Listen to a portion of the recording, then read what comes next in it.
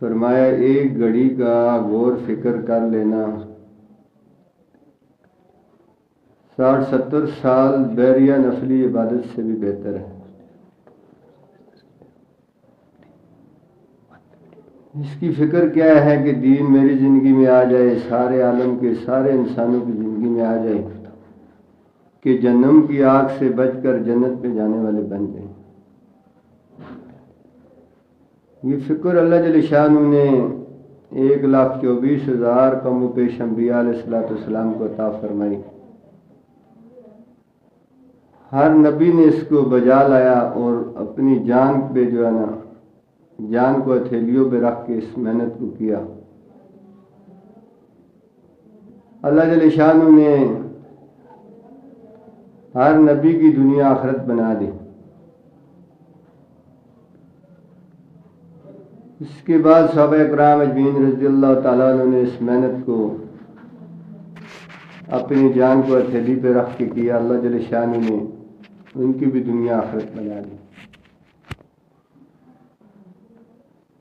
اگر آج کے دور کا مسلمان کلمہ ایمان والا مومن اس کام کو اپنی زندگی کا مقصد بنا کے کرے گا، اللہ جل جلالہ کے وہی فیصلے، وہی وعدے حق اور سچ ہیں، اس کے ساتھ بھی ہوں گے۔ اللہ جل شانہ نے ساری دنیا کے سارے انسانوں کو کامیاب کرنے کے لیے اپنا دین مرمت فرمایا کہ ساری دنیا کے سارے انسان، مشرق سے مغرب والے، شمال سے جنوب والے، اس تھوڑی سی زندگی، مختصر سی زندگی میں اس دنیا فانی سے کامیاب ہو کے آ جائیں۔ اللہ جل جلالہ اپنے بندی اور بندے کو ہر حال میں کامیاب دیکھنا چاہتے ہیں۔ اللہ جل جلالہ 70 ماؤں سے زیادہ پیار کرتے ہیں، 70 ماؤں سے زیادہ۔ اللہ جل شانہ نہیں چاہتے میرا کوئی بندی اور بندہ جہنم کی آگ کا ایندھن بنے، مگر اللہ جل شانہ نے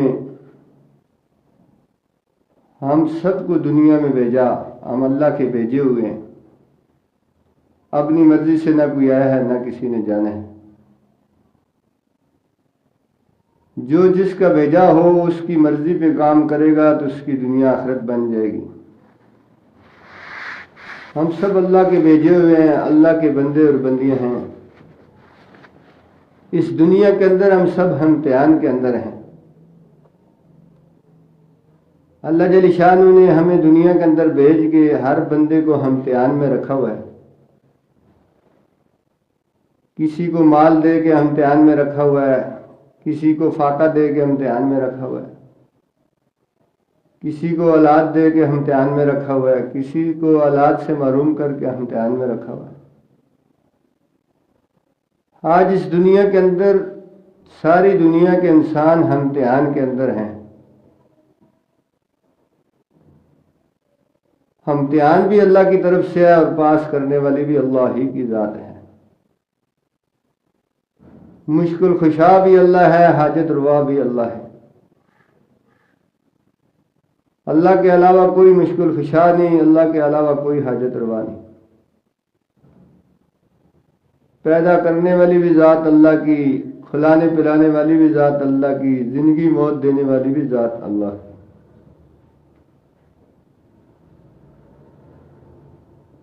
کالے پہاڑ کے اندر ایک کالی چمٹی رات کی اندھیریوں میں چل رہی ہو اور اس چمٹی کے پاؤں سے جو راستہ بنتا ہے اس کو بھی اللہ جل شانہ دیکھ رہے ہیں۔ جو اس چمٹی کے پاؤں کی آڑ ہوتی ہے اللہ جل شانہ اس کو بھی سن رہے ہیں، اور جو اس کے دل کے اندر جو خیال ہوتا ہے اللہ جل شانہ اس کو بھی جان رہے ہیں۔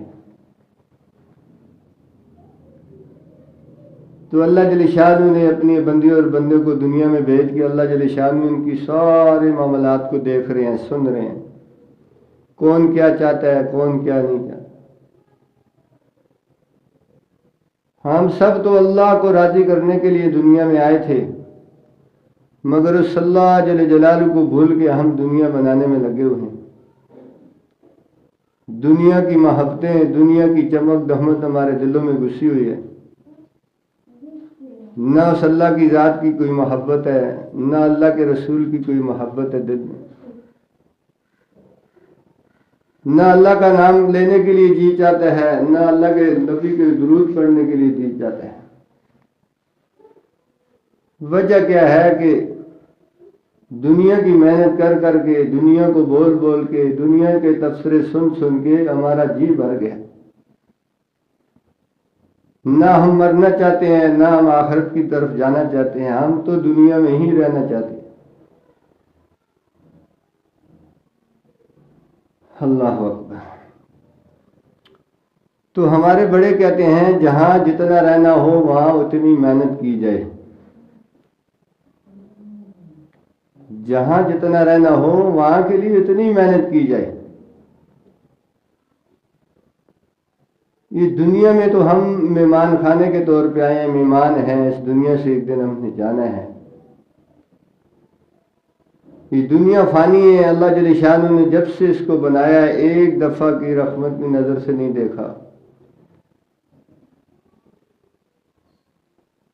اور اللہ کے رسول نے یہ حدیث کا مفہوم بھی اس طرح ہے کہ دنیا ایسے ہے جیسے مچھر کا پر ہے۔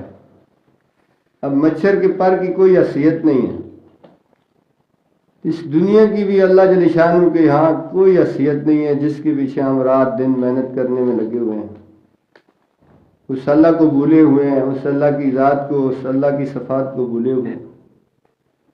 اللہ کتنے طاقت والے ہیں، کتنے عظمت والے ہیں، کتنے شان والے ہیں۔ اب اس اللہ کو بھول کر ہم نے اپنی دنیا بھی گوا دی اور آخرت بھی۔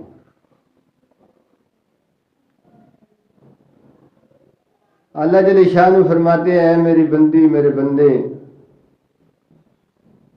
تجھے ماں کے پیٹ میں 3 اندھیریوں کے اندر کس نے بنایا؟ تیریاں ہڈیاں، تیرا دل، تیرے ہڈیوں پہ گوشت کس نے چڑھایا؟ جب تو دنیا میں گیا تو بول نہیں سکتا تھا، کچھ مانگ نہیں سکتا تھا، تجھے جو تکلیف ہوتی تھی میں تیری ماں کے دل میں ڈالتا تھا، اس کو یہ تکلیف ہے۔ جب بھوک لگتی تھی میں تیری ماں کے دل میں محبت ڈالتا تھا کہ اس کو یہ تکلیف ہے، اس کو یہ چاہیے۔ اب جب تیرا بستر گلا ہو جاتا تیری ماں کے دل میں میں اتنی محبت ڈال دیتا، وہ تجھے خشک جگہ پہ کر دیتی، خود گیلی جگہ پہ۔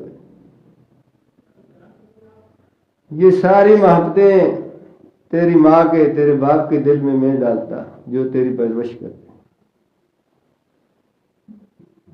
اب تو جوان ہو گیا، آج تو مجھے بھول گیا، میرا نام لینے تک بھی تیری زبان پہ نہیں آ رہا۔ یہ دنیا جو ہے یہ فانی ہے، اس نے ایک دن ختم ہونا ہے۔ ہم دنیا میں جو بھی آئے ہیں سب نے ایک دن جانا ہے۔ اس دنیا میں رہنے کے لیے کوئی بھی نہیں آیا۔ جتنے لوگ اس دنیا کے اندر آئے ہیں، چرند ہیں، پرند ہیں، انسان ہیں، جن ہیں، ایک دن اس دنیا سے سب نے جانا ہے۔ تمہارے بڑے کہتے ہیں جہاں جتنا رہنا ہو وہاں اتنی محنت کی جائے۔ دنیا والی زندگی تو 60-70 سال کی زندگی ہے، آخرت والی زندگی ہمیشہ ہمیشہ کے لیے زندگی ہے، کبھی ختم ہونے والی نہیں ہے۔ ہم تو آئے تھے وہ آخرت کی زندگی بنانے، مگر ہم دنیا والی زندگی کو بنانے اور سوارنے میں لگے ہوئے۔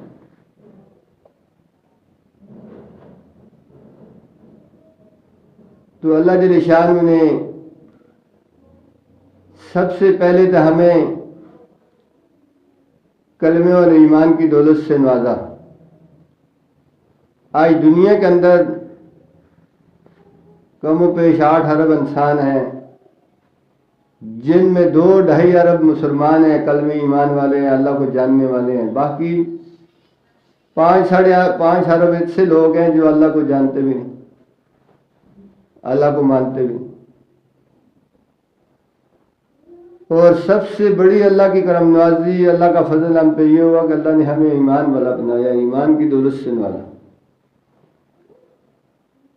اور دوسرا ہمیں اللہ جل شانہ نے حضور پاک صلی اللہ علیہ وسلم کی امت میں پیدا فرمایا۔ اگر اس سے پہلے کسی نبی کی امت میں پیدا ہوتے تو پھر بھی یہ شرف ہمیں نہیں حاصل ہو سکتا تھا۔ یہ جو کار نبوت والا کام اللہ نے اس امت کو دیا ہے، یہ کام ہمیں نہیں مل سکتا تھا، اس کام میں ہماری شرکت نہیں ہو سکتی۔ تو اس پہ بھی ہم اللہ کا جتنا شکر ادا کرے بہت کم ہے۔ جب اللہ جل جلالہ نے پہلے آسمانی کتابوں کے اندر اس نبی کا اور اس امت کا واقعات بیان کیے کہ ایسی امت آنے والی ہے، ایسا ایک میرا حبیب آنے والا ہے، اس کی ایسی امت ہوگی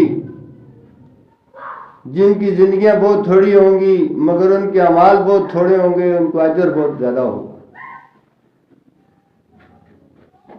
حضرت موسیٰ علیہ السلام کی نبوت کے دور میں ایک مائی اس کے پاس آئی۔ حضرت موسیٰ علیہ السلام اللہ جل شانہ کے ساتھ ہم کلام ہوتے تھے، گل بات ہوتی تھی، تو فرمایا موسیٰ اللہ جل شانہ سے پوچھ کے آؤ کہ میرے بچے جو ہے 200-250 سال کی عمر میں فوت ہو جاتے ہیں، یہ کیا وجہ ہے؟ 200-250 سال کی عمر میں فوت ہو جاتے ہیں، بچتے نہیں ہیں۔ تو حضرت موسیٰ علیہ السلام نے فرمایا کہ اللہ کی بندی، تیرے بچوں کی تو پھر 200-250 سال عمر ہوتی ہے، تو آگے ایک ایسی امت آنے والی ہے جس کی عمریں ہی ٹوٹل جو ہے نا 60-70 سال ہوں گی۔ اب وہ مائی جو ہے بڑی پریشان ہوئی، وہ کیسی امت آنے والی ہے جس کی عمر ہی 60-70 سال ہوگی؟ تو حضرت موسیٰ علیہ السلام نے بتایا ایسا ایک نبی آنے والا ہے، اس کی ایسی امت ہے، اس کی عمر اتنی ہوگی۔ اب مائی نے کہا کہ وہ کیسی امت ہے، وہ دنیا میں 60-70 سال میں کیا کرے گی؟ کوئی مکان نہیں بنائے گی اور کچھ نہیں کرے گی، کوئی دنیاوی معاملہ نہیں ہوگا۔ تو حضرت موسیٰ علیہ السلام نے کہا کہ سب کچھ کریں گے مگر 60-70 سال کی عمر میں۔ تو مائی کہنے لگی اگر میں اس امت کے اندر پیدا ہوتی تو میں 60-70 سال اللہ کے آگے سجدے میں گزار دیتی، کوئی دنیا کا کام نہیں کرتی۔ اتنی تھوڑی عمر تو میں اللہ کے آگے سجدے میں ہی گزار دیتی۔ تو اللہ جل شانہ نے حضور پاک صلی اللہ علیہ وسلم کی امت میں ہمیں پیدا فرما کے ایک بہت بڑا شرف ہمیں عطا فرمایا۔ اس امت کے لیے انبیاء علیہ السلام نے دعائیں مانگی، یا اللہ یہ امت اگر ہمیں دیے جائے۔ اللہ جل شانہ نے فرمایا کہ یہ امت تو میں نے اپنے حبیب کے لیے رکھی ہے۔ اب پھر انبیاء علیہ السلام نے دعائیں مانگی، اللہ اگر یہ امت ہمیں نہیں مل سکتی ہے، اس امت کے اندر ہمیں پیدا کیا جائے۔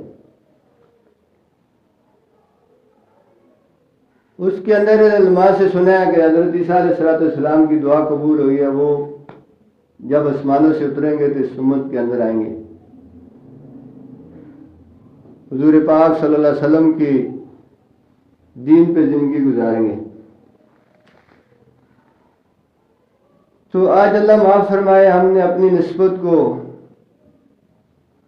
نہیں پہچانا آج تک کہ ہماری نسبت کیا، اللہ نے ہماری نسبت کیا بنائی۔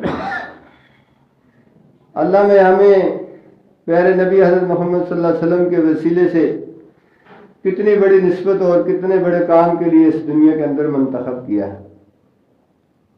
پہلے کسی نبی کو، کسی قوم کو یہ کام نہیں ملا جو کام حضور پاک صلی اللہ علیہ وسلم لے کے آئے۔ تو اللہ جل شانہ نے ہمیں ایک بہت بڑے ایمان کی دولت سے نوازا۔ اب جتنے بھی انبیاء علیہ السلام دنیا کے اندر آئے، سب نے ایمان کی محنت شروع کی۔ سب سے پہلی جو بنیادی محنت تھی انبیاء علیہ السلام کی، وہ ایمان کی محنت تھی کہ لوگوں کے دلوں کا یقین ٹھیک ہو جائے کہ اللہ سے ہوتا ہے، اللہ کے غیر سے کچھ بھی نہیں ہوتا۔ ان کے دلوں سے غیر کا یقین نکل کے ایک اللہ کی ذات کا یقین آ جائے کہ کرنے درنے والی ایک اللہ کی ذات ہے، کسی سے کچھ بھی نہیں ہوتا، ایک اللہ کی ذات سے ہوتا ہے۔ اب نبی جب ایک اللہ کی طرف بلاتے تھے، ایک اللہ کی آواز لگاتے تھے، تو سننے والے یہ کہتے تھے ہمارے تو 360 بت ہیں، اور ہر کام کے لیے ایک ایک اللہ ہم نے متخذ کیا ہوا ہے۔ ایک اللہ سے کیسے ہوتا ہے اتنے کام؟ وہ کس لیے کہتے تھے کہ غلط یقین کی وجہ سے۔ اب انبیاء علیہ السلام جب ان کو اللہ کی طرف بلاتے، اللہ کی بڑی چیزوں کو دکھاتے، دیکھو سورج کون نکال رہا ہے، رات دن کون لا رہا ہے، گرمی سردی کون لا رہا ہے، موسموں کو کون بدل رہا ہے، یہ ایک اللہ کی ذات کر رہی ہے۔ ایسی اللہ کی بڑائی، اللہ کی قدرت کو بیان کرتے، ان کے دلوں کا غیر کا یقین نکالتے، اللہ کی طرف بلاتے۔ اب جن کے اندر اللہ کی ذات کا یقین بیٹھ جاتا، ایمان قبول کر لیتے، وقت کے نبی کے طریقے پہ زندگی گزارنے والے بن جاتے، اللہ ان کی دنیا آخرت بنا دیتے۔ اور جو اپنی جو ہے نا اشاری پہ، عقل مندی پہ، سمجھداری پہ زندگی گزارتے، وہ اللہ نے مال والے بھی، عقل والے بھی، پڑھے لکھے بھی، باغات زراعت والے ساروں کے سارے ناکام کر دیے۔ تو کامیابی ناکامی ایک اللہ کی ذات کے ہاتھ میں ہے۔ اللہ جسے کامیاب کرنا چاہے، ساری دنیا کی طاقتیں مل کر اسے ناکام نہیں کر سکتی، مگر اللہ جس کی ناکامی کا فیصلہ کر لے، ساری دنیا کی طاقتیں مل کر اس کو کامیاب نہیں کر سکتی۔